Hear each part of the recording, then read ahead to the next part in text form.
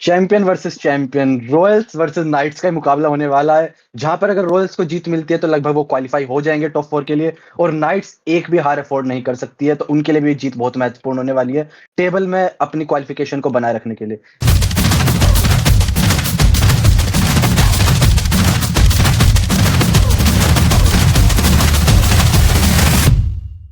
जी हाँ, ये मैच होने वाला है रायपुर में, फटाफट स्टार्ट कर लेते हैं पिच रिपोर्ट के साथ। बिल्कुल, बिल्कुल। कमाल की अब कमबैक आ चुका है केकेआर का और आरसीबी भी अपना लास्ट मैच जीत के टॉप पे पहुँचती है। तो अगर पिच रिपोर्ट की हम लोग बात करें तो एक काफ़ी अच्छा बॉलिंग पिच मैं बोलना चाहूँगा जहाँ पे हमें इंटरेस्टिंग मैच देखने को मिल सकता है। हुँ, स्टार्टिंग में दोनों टीम के पास एडवांटेज रहेगा पहले 6 ओवर्स के लिए, उसके बाद डिफिकल्टी आएगी। पिच होगा स्लो, बॉल होगी काफ़ी बढ़िया तरीके से रुक के आएगी, बाउंस अच्छा देखने को आपको मिल सकता है, स्पिन भी थोड़ी बहुत वर्क में आएगी।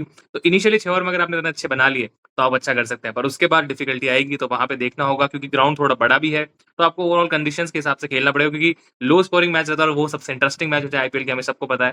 तो देखना पड़ेगा किस तरीके से बैटिंग करते हैं क्योंकि बॉलिंग बहुत इंपॉर्टेंट मैच में जो सबसे बढ़िया बॉलिंग करेगा वो चेज़ भी कर सकता है और डिफेंड भी कर सकता है। तो लेट्स सी कैसा रहता है। बाकी अब बात कर लेते हैं एक-एक करके सबसे पहले बात करते हैं केकेआर की प्रोबेबल 12 क्या हो सकती है। अगर मैं केकेआर से शुरुआत करूँ, तो पिछले मैच में हमने प्रेडिक्ट किया था जिसका आपको याद हो फिन एलन आई थिंक जो फॉर्म वापस आया है उनका 100 बना के गए हैं तो वो एक कमाल की चीज़ है। बिल्कुल, उसके बाद अजिंक्य रहाणे आई थिंक सब आप भी एग्री करोगे डिसेंट फॉर्म चल रहा है, जीत रहे हैं तो आई थिंक वो अच्छी चीज़ है।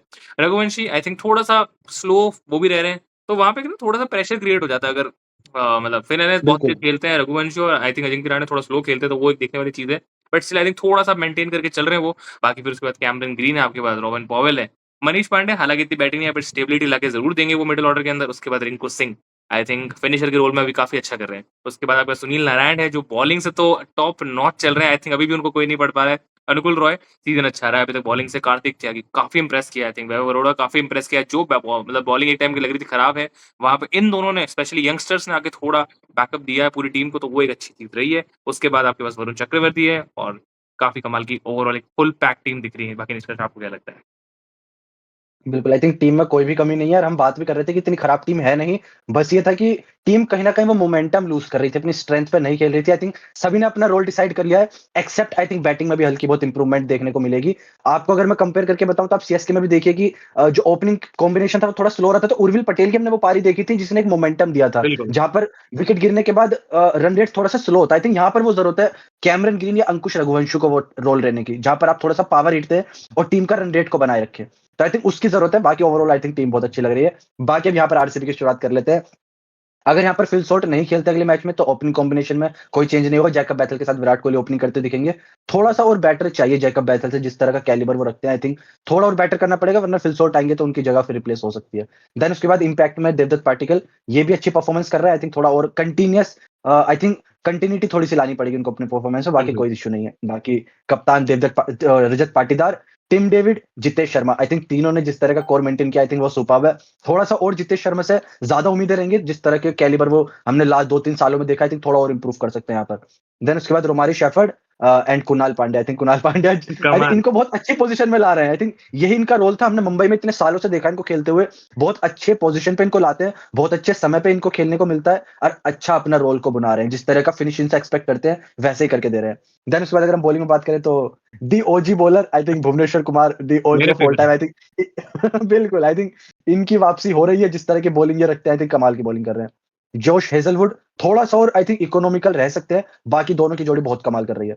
देन उसके बाद Suyash Sharma and Rasikh Salam Dar. I think bowling में ऐसा कोई दिक्कत नहीं है, सभी अपने-अपने रोल पर अच्छी बॉलिंग कर रहे हैं। बाकी कैसी लग रही है हमें team? I think fully balance team जो होती है ना, वो ये है।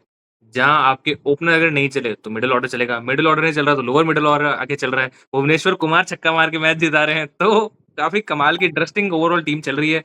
आई थिंक कोई डाउट नहीं है कि one of the best team है, डिफेंडिंग चैंपियन क्यों है, वो दिख रहा है, सारे लोग फॉर्म में हैं। अब लगातार 2 मैचेस विराट कोहली डक पे आउट हुए, उसके बाद भी हम सबको पता बिल्कुल, है किस कैलिबर के प्लेयर हैं। उनको सिर्फ थोड़े से रन चाहिए और वो बूम कर देंगे। Similarly Devdutt Padikkal I think 2 matches थोड़े से कंसर्निंग रहे हैं और यही सेम चीज़ मैं बोलूँगा रजत पाटीदार के लिए भी और हमें पता है ओवरऑल सीज़न उनका बहुत अच्छा गया तो आई थिंक वो कमाल की चीज़ रहेगी। बस थोड़ा-सा मुझे अभी एक डाउट है कि आप रोमारियो शेफर्ड को हटा के आई थिंक वेंकटेश अय्यर को लाना चाहिए क्योंकि रोमारियो शेफर्ड पिछले 3-4 मैचेस से अच्छा फॉर्म नहीं है। बॉलिंग पिछले मैच में थोड़ी डिसेंट करी थी, मैं मानता हूँ विकेट मिला था बट आई थिंक स्टिल अगर आपको बैटिंग से एक फिनिशर की तरफ देखना है तो रोमारियो शेफर्ड से मेबी आप better I think Venkatesh Iyer को रख सकते हैं। आई थिंक मेरी वो चॉइस रहेगी। बाकी ओवरऑल कमाल की टीम है, बाकी हम इसके हेड टू हेड कंपेयर कर लें। बिल्कुल। आई थिंक कुछ भले लूपहोल्स आरसीबी में हो, बट ओवरऑल में आई थिंक अगर हम कंपेयर करें तो ओपनिंग कॉम्बिनेशन में आरसीबी काफी आगे है। भले ही फिल सॉल्ट खेले या फिर जेकब बैथल खेले, जब तक विराट कोहली और देवदत्त पाटिकल जैसे प्लेयर्स आई थिंक इनको बैक कर रहे हैं नंबर 2 नंबर 3 पर, आई थिंक इनका ओपनिंग कॉम्बिनेशन बहुत बेटर रहने वाला है। उसके बाद अगर हम मिडिल ऑर्डर में भी देखें तो केकेआर से भी कोई भी ऐसी कोई परफॉर्मेंस नहीं आ रही है जो कि हम कंपेयर करें आरसीबी की खतरनाक बैटिंग से, चाहे टिम डेविड हो, पाटीदार हो, जितेश रोमारियो, आई थिंक सभी के आप स्ट्राइक रेट देख रहे हैं, आई थिंक इंक्लूडिंग अब तो कुणाल पांड्या भी आ गए हैं। आई थिंक चाहे टॉप ऑर्डर हो, मिडिल ऑर्डर हो, चाहे लोअर ऑर्डर हो, I think they one of the best combination है बैटिंग में अगर हम किसी भी टीम से कंपेयर करें तो। बिल्कुल। तो आई थिंक केकेआर में फिन एलन के अलावा भी कोई भी प्लेयर नहीं है जिसको हम बोलें कि यहाँ पर ये स्टैंड करते हैं। थोड़ा बहुत कैमरन ग्रीन करते हैं, बट आई थिंक अभी वो भी मोमेंटम लूज कर रहा है। आई थिंक वो कैलिबर फॉरेन प्लेयर्स को एटलीस्ट उस तरह का कैलिबर लाना पड़ेगा, उस बिल्कुल, तरह के स्ट्राइक रेट से खेलना पड़ेगा, ताकि ओवरऑल बैटिंग ऑर्डर पे प्रेशर ना आए। बिल्कुल, तो आई थिंक आई यहाँ थिंक पे तो आरसीबी सिंगल हैंडेडली लीड कर बिल्कुल, रही है। बिल्कुल। I think batting wise RCB one handedly काफ़ी आगे है। हर जने की स्ट्राइक रेट, हर जने का फॉर्म आई थिंक वो ज़्यादा बेटर है। बट बॉलिंग से आई थिंक अब थोड़ा-सा इवन कांस्टेंट हमें देखने को मिलेगा। अगर स्पिन की बात करूँ तो वहाँ केकेआर बहुत आगे है, वरुण चक्रवर्ती का फॉर्म कमाल का बिल्कुल, है। सुनील नारायण का तो खेल ही नहीं पा रहे हैं लोग, तो वो एक अच्छी चीज़ है। पर यहीं अगर मैं पेस की बात करूँ तो आई थिंक भुवनेश्वर का फॉर्म अच्छा है, बट ये थोड़ी-सी कमज़ोरी दिख रही है रसिक में भी और हेज़लवुड में भी। तो वो एक थोड़ा-सा कंसर्निंग पॉइंट है, बट यहीं वैभव अरोड़ा और कार्तिक कार्तिक त्यागी ने काफ़ी अच्छा अपना फॉर्म को अप किया है। तो आई थिंक बैलेंस में बोलूँगा, ओवरऑल बैलेंस में बोलूँगा कि जो ओवरऑल बॉलिंग है, तो यहाँ पे ओवरऑल अगर मैच की बात करें तो थोड़ा-सा अपर एज बैटिंग को लेके मेरे को लगता है आरसीबी के पास है, तो वो एक अच्छी चीज़ है। बाकी निष्कर्ष आपके लिए कौन हो सकते हैं इस मैच के की प्लेयर्स? आई थिंक अगर की प्लेयर्स की बात करें, चूंकि जिस तरह की पिच हमने पिछली बार देखी थी कि थोड़ी सी स्लो होती है, थोड़ी सी टैकी होती है, खेलने में मुश्किल आती है। आई थिंक केकेआर को अगर जीतना है तो यहाँ पर सुनील नारायण का बहुत बड़ा रोल होने वाला है। जिस तरह से पिच यहाँ पर बिहेव करती है, आई थिंक अगर उनकी बॉलिंग 4 ओवर की जो क्रूशियल बॉलिंग है, अगर वहां पर वो फंसाते हैं, आई थिंक 3-4 विकेट खत्म कर देंगे आरसीबी के। तो उनका चलना बहुत जरूरी है। बाकी अगर आरसीबी के पॉइंट ऑफ व्यू से बात करूं, same as per the pitch अगर आप देखें, तो आई थिंक यहाँ पर हिट करना बहुत जरूरी है पावर प्ले के बाद, जब टीम अपना रन रेट और मोमेंटम लूज करती है। आई थिंक यहाँ पर रजत पाटीदार को और टिम डेविड को वो काम करना पड़ेगा। जो स्ट्राइक रेट, जो टीम का रन रेट डाउन आता है, आई थिंक अगर ये हिट करते हैं सीधा ग्राउंड के बाहर मारेंगे, तो आई थिंक इन दोनों को चलना बहुत जरूरी है। बिल्कुल, बिल्कुल। बाकी अगर मैं आरसीबी की बात करूँ तो मैं अपने फेवरेट बॉलर भुवनेश्वर कुमार को ही पिक करूँगा। आई थिंक जिस फॉर्म में वो अभी चल रहे हैं, मैं चाहता हूँ इंडिया में वापस आए। भले ही इस एक वर्ल्ड कप के लिए आ पाएँ तो अच्छा रहेगा। आई थिंक 36 साल के हो गए तो इतना लंबा करियर शायद ना खेल पाएँ एज़ अ बॉलर।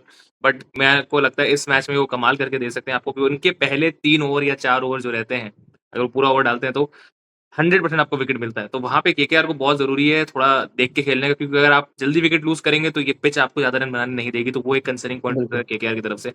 बाकी केकेआर की बात करूँ तो I think Rahane, Raghuvanshi I think शायद स्लो ही खेलेंगे मुझे ऐसा लगता है। तो फिन एलन पे बहुत ज़्यादा निगाहें रहेंगी। अगर वो स्टार्ट अच्छी करते हैं, तो आप चेज़ कर रहे हो या पहले बैटिंग कर रहे हो, आई थिंक एडवांटेज आपको मिल सकता है। तो मेरी तरफ से ये टॉपिक सोचते हैं। बाकी आप लोग बने रहे गाइस और आप लोग ज़रूर बताइएगा कौन जीतेगा? क्या केकेआर इस मैच को हार के रेस से बाहर होगी या जीत के रेस के अंदर रहेगी? वो देखने वाली चीज़ होगी, या आरसीबी जीतते ही क्वालीफाई करेगी इस टॉप 4 के लिए। बाकी अगर आप बिल्कुल। लोग बने रहिए और बताइएगा आपको क्या लगता है इस मैच में क्या होगा? बाकी मिलते हैं आपको नेक्स्ट वीडियो में। Thank you so much guys.